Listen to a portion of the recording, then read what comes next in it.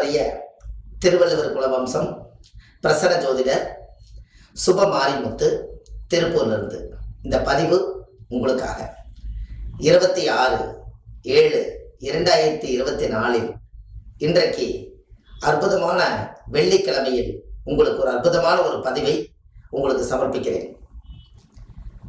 இன்றைக்கு ஒரு முக்கியமான தகவலை இந்த உலகத்துக்கு அரங்கேற்றம் பண்றேன். யாருக்குமே தெரியாத ஒரு பெரிய ஒரு ரகசியம், ஒரு பரம ரகசியம். அந்த ரகசியத்தை நீங்க தெரிஞ்சுக்கிட்டா உங்க கர்ம வினையெல்லாம் குறையும்.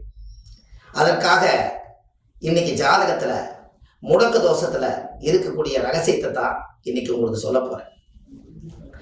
யாருடைய ஜாதகத்தில எல்லாம் முடக்கு தோஷம்னு ஒண்ணு வந்ததோ, அந்த முடக்கு தோஷம் எப்படி வந்ததுன்னு கேட்டீங்கன்னா, ஒரு அப்பா சூரியன் என்ற நட்சத்திரத்துக்கு ஒரு ராசி முடங்கி போகும். அது ஏன் சூரியன் என்ற நட்சத்திரத்துக்கு ஒரு ராசி முடங்கி போகுதுன்னா, ஒரு தந்தை என்பது ஒரு உயிர் கரு. ஒரு அப்பாவுடைய உயிர் கருவில இருந்து உருவாயிட்டான். ஒரு அம்மாவோட கர்ப்பத்துல பனிக்கூடத்துல கரு உருவாகி 10 மாசம் கிளம்பிச்சு ஒரு குழந்தை வெளியில வருது. வெளியில வரும்போது அந்த குழந்தை எந்த பாவமே செய்யல. அதுக்கு என்னன்னே தெரியாது இந்த உலகத்தை பத்தி. இந்த குழந்தை ஃப்ரெஷ்ஷா பிறக்கும் போதே ஒரு ஜாதகம் லக்கணமே முடங்கிருச்சுன்னா, இந்த முடக்கு தோஷம் லக்கணத்தையுமே முடக்கிருச்சுன்னா, அந்த ஜாதகர் எந்த ஒரு காரியத்தையும் தலையெடுக்கெடுக்க இயங்க முடியாது. அப்போ அந்த முன்னோர்கள் அந்த காலத்துல அப்பா கட்டிருக்கக்கூடிய கர்மாவை நம்மளுடைய பிள்ளைகளுக்கு டிரான்ஸ்ஃபர் பண்ணிட்டா, இந்த டிரான்ஸ்ஃபர் பண்ண கர்மா தான் நம்மளை வந்து சுத்திக்கிட்டே இருக்கு. அப்போ இதை எப்படியாவது இந்த கர்மா தோஷத்தை இதை நிவர்த்தி பண்ணினாதான் பிறந்த குழந்தையுடைய எதிர்காலம் அதோடைய முடக்கு தோஷமாக நிவர்த்தியா. அப்ப அது நிவர்த்தி ஆகிறதுக்கு ஒரு சரியான பாதை நம்மளுக்கு வேணும் அல்லவா. அப்போ அந்த காலத்துல முன்னோர்கள் 21 தலைமுறையில இருந்துதான் ஒரு கர்மாவை கொண்டு வந்தாங்க. ஏன்னா நம்மளை பெற்றவர் அப்பா, அப்பாவை பெற்றவர் தாத்தா, தாத்தாவுக்கு அவரோட பாட்டன் கொள்ளிப்பாட்டன், இப்படி 33 கோடி பேர் இருந்திருக்காங்க. அப்ப அந்த வம்சத்துல இருந்து என்னென்ன பாவங்கள், என்னென்ன கர்ம வினைகள், என்னென்ன சாப சத்தியங்கள் இவங்க வாங்கியிருந்தாலும் பிளட் ரிலேட்டிவா தான் ஒரு உயிர் கருவில போய் ஒரு குழந்தை உருவாகுது. அப்ப கடைசியில எந்த குழந்தை இந்த பூமிக்கு வருதோ அந்த குழந்தையும் அந்த பிளட் ரிலேட்டிவா வரும்போது இந்த கர்மாவையும் சுமந்துதான் இந்த பூமிக்கு வருது. அதுக்கப்புறம் அவர் ஜாதகத்தை பார்த்தா, எனக்கு எல்லா திசையும் நல்லா இருக்குதுங்க, என்னால இயங்க முடியல, தொழில் செஞ்சு பார்த்தேன் எதுவுமே நடக்கல, கல்யாணம் மூச்சு பார்த்தேன் ஒண்ணுமே நடக்கல, மனைவி வந்ததுக்கு அப்புறமாவது மாற்றம் ஏற்படுமான்னு பார்த்தேன் எனக்கு எதுவுமே நடக்கல, குழந்தை பிறந்தும் கூட குழந்தையோட வளர்ச்சி எனக்கு சரியா இல்லை, இருக்கிறதெல்லாம் இழந்து இன்னைக்கு கடனாலேயே உட்கார்ந்து என்ன வழின்னே எனக்கு தெரியாம நான் வாழ்ந்து கொண்டிருக்கேன். இதுக்கு எல்லாத்துக்குமே என்ன காரணம் அப்படின்னு பார்த்தா, லக்கணம் முடங்கிருச்சுன்னா அந்த ஜாதகர் ஒரு சிறை வாழ்க்கை போல. அப்ப அந்த சிறை வாழ்க்கையிலிருந்து அவங்களால வெளியில வர முடியாது. அப்ப எவ்வளவு கஷ்டம். அப்ப இந்த முன்னோர்கள் எல்லாம் அந்த காலத்துல செஞ்சதை அவங்கவுங்க பரிகாரத்தை தேடிக்காம அப்படியே யதார்த்தமா வாழ்ந்துட்டு போனதுனால கடைசி சந்ததி எதுவோ அங்கதானே வந்து டெபாசிட் ஆகும். இதுதான் ஊழ்வினை கர்மா என்று பொருள். அப்போ இந்த ஊழ்வினை கர்மா எப்படி போய் உட்கார்ந்துருக்குதுன்னு கேட்டீங்கன்னா, அப்பாவுடைய சொத்து பிள்ளைக்கு தானா, அப்பாவுடைய பாவம் பிள்ளைக்கு தானே. அப்ப இந்த கர்மாவில இருந்து அவங்க வெளியில வரலைன்னா கடைசி காலத்து வரைக்கும், அவரோட ஆயுள் காலத்து வரைக்கும் கர்மா என்னன்னே தெரியாமலே போயிருமே. அப்போ ஒரு ஜோதிடர்னால கண்டிப்பா ஒரு வழிகாட்டியா இருக்க முடியும். அப்ப அந்த ஜோதிடர் எதனால வழிகாட்டியா இருக்க முடியும்னா, அவங்க ஜோதிடர்கள் வந்து கடவுள் நவக்கிரகத்தினுடைய தூதர்கள். அவங்க கண்டுபிடிச்சு எங்க போனா இந்த பரிகாரம் சரியாகுங்கிறது கண்டிப்பா ஜோதிட உலகத்துல ஒரு விஞ்ஞான பூர்வமான உண்மையான விஷயங்கள் உலகத்துல இருக்கு. அப்ப யாருடைய ஜாதகத்தில எல்லாம் லக்கணம் சூரியன் என்ற நட்சத்திரம் எதனால எடுத்தீங்க? சூரியனை யாரு? அப்பா. ஏன் சந்திரன் என்ற நட்சத்திரம் எடுத்திருக்கலாம்ல, ஏன் எடுக்கலைன்னா சூரியன் அப்பா. அப்பாவுடைய உயிர் கரு போய் அம்மா கர்ப்பத்துல உருவாகாம எந்த குழந்தையும் பிறக்காது. அப்ப சூரியன் என்ற நட்சத்திரம் தான் கரு நின்ற நட்சத்திரம். கருன்னு என்ன? அதாவது வந்து 10 மாசத்துக்கு முன்னாடியே கரு ஒரு உயிர் வந்து கருவில பனிக்கூடத்துல உருவாகும் போதே உங்களோட ஜாதகத்தை நீங்க எடுத்து பாருங்க. பாதசாரத்துல சூரியன், சந்திரன், செவ்வாய், புதன், குரு, சுக்கிரன், சனி, ராகு, கேது இருக்கும். அதுல சூரியன் நின்ற நட்சத்திரம் எதுவோ அதுதான் அப்பாவோட உயிர் கருவோய் நின்ற நட்சத்திரம். அங்கதான் உயிர் பதிவு உருவாகுது. அந்த நொடியிலேயே கருவை உருவாக்கிருச்சுன்னா அந்த நொடியிலிருந்தே பாவ பதிவு உருவாகும். இது எவ்வளவு பெரிய ரகசியம்! இது மக்களுக்கு எளிமையா சொன்னா தானே மக்களுக்கு புரியும். எத்தனையோ பேர் விஞ்ஞானபூர்வமா கண்டுபிடிச்சு அவங்க வாழ்வாதாரத்தை உயர்த்திக்குவாங்க. ஆனா பாமர மக்கள் கைவிட்டுருவாங்க. பாமர மக்களுக்கு என்னன்னே தெரியாது. அப்ப நம்ம வார்த்தை சொல்லலைன்னா அவங்க வாழ்வாதாரம் என்ன ஆகிறது, அவங்களோட வளர்ச்சி என்ன ஆகிறது, கடைசி காலத்து வரைக்குமே நம்ம நல்லா திருப்தியா வாழாமையே இந்த உலகத்தை விட்டு போகணும்னு ஏதாவது இருக்கா? கிடையவே கிடையாது. எல்லா மக்களும் செல்வம் செழிப்போடு நிம்மதியோடு சந்தோஷத்தோடு புனிதமான ஆத்மாவா வாழ்ந்துட்டு போகணும். அதுக்காக இந்த ஒரு ஆதிகால பரிகாரத்தை வடிகன் சுப மாரிமுத்து உங்களுக்கு சொல்றேன். நீங்க வள்ளுவர் வாக்கு யூடியூப் சேனல்ல போய் பார்த்தீங்கன்னா 1200 பதிவுகள் ஆதிகால பரிகாரம் நிறைய கொடுத்துருக்கேன். அதுல போய் பார்த்தீங்கன்னா அத்தனை பரிகாரம் இருக்குது. இது ஒரு புத்தகமே ஒரு 3, 4, 5 கிலோவில் எழுதியிருக்கேன். ஒரு ஜாதகத்துல முடக்கு தோஷம் அப்படிங்கிறது என்ன அப்படின்னா, இந்த முடக்கு தோஷம் எல்லாம் கம்ப்ளீட்டா நிவர்த்தி ஆகணும்னா மதுரையில இன்மையிலும் நன்மை தருவார். மதுரையில இன்மையிலும் நன்மை தருவார். பெரியார் நிலையம் பஸ் நிலையம் அருகில், பெரியார் பஸ் ஸ்டாண்டு எங்கேன்னு கேளுங்க. கரெக்டாக இறங்கி ஒரு ஆட்டோக்காரர்கிட்டையோ அங்க பக்கத்துல இருக்கிறவங்ககிட்டயோ கேட்டீங்கன்னா இந்த அழகா சொல்லிடுவாங்க. இன்மையிலும் நன்மை தருவார் கோயில் எங்க இருக்குன்னு கேட்டீங்கன்னா சொல்லிடுவாங்க. கோயில் பேரே இன்மையிலும் நன்மை தருவார் தான். நீங்க கூகுள்ல சர்ச் பண்ணீங்கன்னா அது இன்மைனா என்ன, இன்மைனா இல்லை, நன்மைனா நல்லது. அப்போ இல்லாதவர்களுக்கும் நன்மை செய்யக்கூடிய கோயில் தான் இன்மையிலும் நன்மை தருவார். அதை இன்மை பிளஸ் நன்மை. அப்போ அப்பேற்பட்ட கோவில் இத்தனை காலமா அந்த அமைப்பு எத்தனையோ பேருக்கு தெரியாமலே போயிடுச்சு. அப்போ அந்த ஜாதகத்துல கரு உருவாகும் போதே முடக்கு தோஷம் இருக்கிறதுனால யார் ஜாதகத்துல எல்லாம் லக்கணம் முடக்கு தோஷம் இருக்குதோ அத்தனை பேரும் அந்த கோயிலுக்கு போயிட்டு வந்தீங்கன்னா அசுர வளர்ச்சிக்கு நீங்க வந்துருவீங்க. அப்பேற்பட்ட யோகம் அது சும்மா சாதாரண யோகம் இல்லை.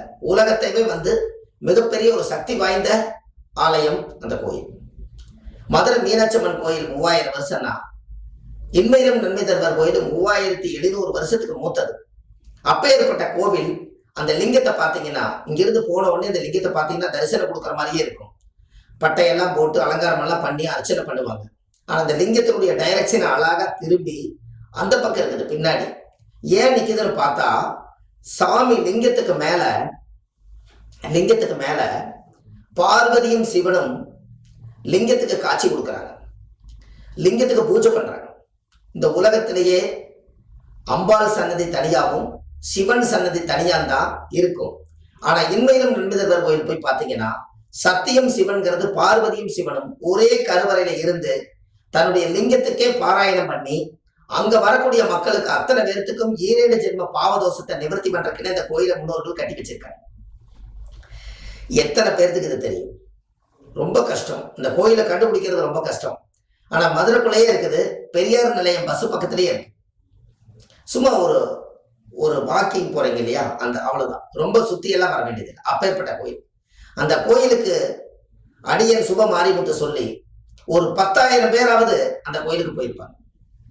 அத்தனை பேருக்குமே 100% சக்சஸ். எந்த தோஷம் இருந்தாலும் அந்த கோயிலுக்கு போயிட்டு சரியாய். முன்னோர்களுடைய சாபம், முற்பிறவில செய்த பாவம், இந்த பிறவில செய்த பாவம், பூர்வ ஜென்ம கர்மா, 21 தலைமுறை சாபம், அந்த காலத்து நாகதோஷம், சர்ப்பதோஷம், கால சர்ப்ப தோஷம், செவ்வாய் தோஷம், திருமணமே ஆகாதவங்களுக்கு திருமண தோஷம் எல்லாம் அங்கதான் நிவர்த்தி ஆகுது. குழந்தை இல்லாதவங்களுக்கு போயிட்டு வந்தோடனே குழந்தை கருத்தரிச்சிருது. கல்யாணம் ஆகாதவங்களுக்கு நல்ல வாழ்க்கை அமையுது.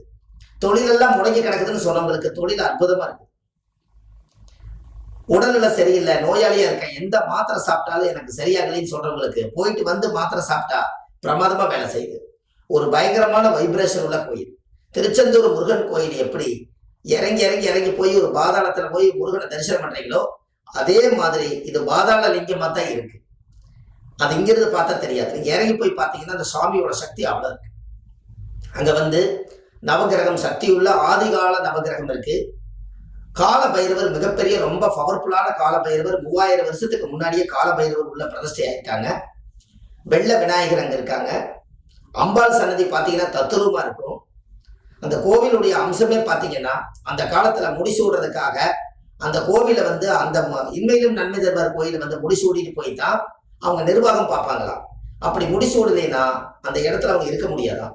அதனால அந்த இடத்துல கோவில் வந்து அதிகாரம் பண்ணக்கூடியவர்கள் ரொம்ப அதிகமா பெரிய இது பண்ணக்கூடியவங்க எல்லாத்தையுமே அந்த சாமி வந்து தண்டிக்குமா. அதனால பணிஞ்சு அமைதியா போய் சாமி கும்பிட்டு வரக்கூடிய கோயில் தான். அப்போ அப்பேற்பட்ட கோவில் உங்களுடைய ஜாதகத்துல லக்கணம் யாருக்கெல்லாம் முடக்க தோஷம் இருக்குதோ, இந்த உலகத்துல யாருக்கெல்லாம் நீங்க பிறக்கும் போது உங்களுடைய கர்மவினை தோஷத்தை பிறக்கும் போது வாங்கி வந்தீங்களோ, வாழ்க்கையில ஒரு முறை அந்த கோயிலுக்கு போயிட்டு வாங்க, உங்க தலைவிதியே மாறும். உங்களுடைய ஜாதகத்தை கொண்டு போய் வச்சு சாமி கிட்ட தேங்காய் வளம் பூமாலை கல்கண்டு வாங்கி அர்ச்சனை பண்ணி ஜாதகத்தை ஒரு முறை வச்சுட்டு வாங்க. 9 நவகிரக தோஷ நிவர்த்தியா. அவ்வளவு பெரிய அற்புதமான கோயில், வாழ்க்கையில நினைச்சு பார்க்க முடியாத கோயில். என்னுடைய ஜாதகத்துல என்னுடைய அனுபவம் என்னன்னு கேட்டீங்கன்னா, ஜோதிடத்துல 30 ஆண்டு காலமா நான் அந்த ஜோதிடத்துறையில இருக்கேன். ஒரு பெரிய ஆதிகால பரிகார புத்தகமே எழுதியிருக்கேன். இந்த பாருங்க, ஒரு ஆதிகால பரிகாரம்னு சொல்லி ஒரு புத்தகமே நான் எழுதியிருக்கேன். இந்த புத்தகமே பார்த்தீங்கன்னா பாருங்க, இந்த புத்தகத்திலே 1736 பரிகாரம் எழுதியிருக்கேன். A4 சைஸ் ஒரு 3, 4, 5 கிலோ வரும் இந்த புத்தகம். இந்த புத்தகமே நான் எழுதி இந்த உலகத்துக்கு சமர்ப்பணம் பண்ணியிருக்கேன். இதுல எல்லா ரகசியங்களும் இதுல இருக்கு. எத்தனை பேர் வேணாலும் இதை வாங்கி படிக்கலாம். ஜோதிடத்தை வாங்கி படிக்கிறதுங்கிறது கிடையாது. இதை யார் வேணாலும் ஒரு பகவத்கீதை, ஒரு திருக்குறள், ஒரு கம்பராமாயணம் மாதிரி என்னுடைய அனுபவத்துக்கு இவ்வளவு பெரிய புத்தகத்தை எழுதியிருக்கேன். அப்ப இதெல்லாம் எழுதுறது எதற்காக தெரியுங்களா? இனி வரும் காலகட்டங்களில் யாருக்கும் பலனிலைன்னு போயிடக்கூடாது.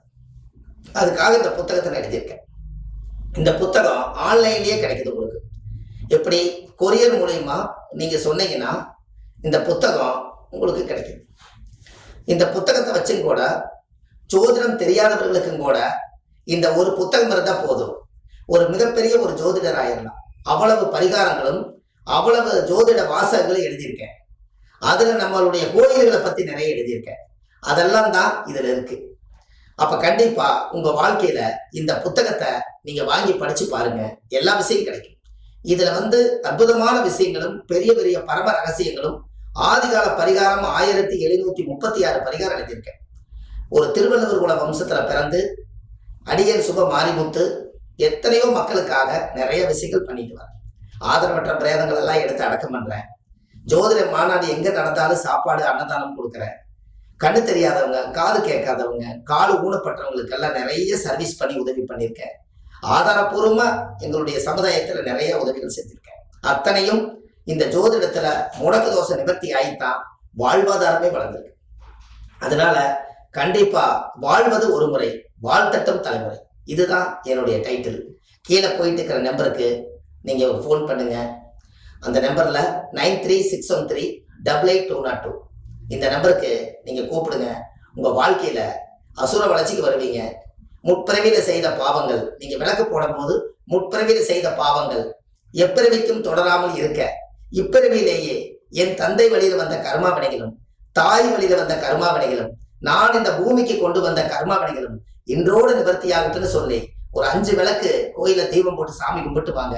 அசுர வளர்ச்சிக்கு வந்துடுவீங்க. அடியன் சுப மாரிமுத்து அடுத்த பதிவில் உங்களை சந்திக்கிறேன். வாழ்வது ஒரு முறை, வாழ்த்தட்டும் தலைமுறை. நன்றி, வணக்கம்.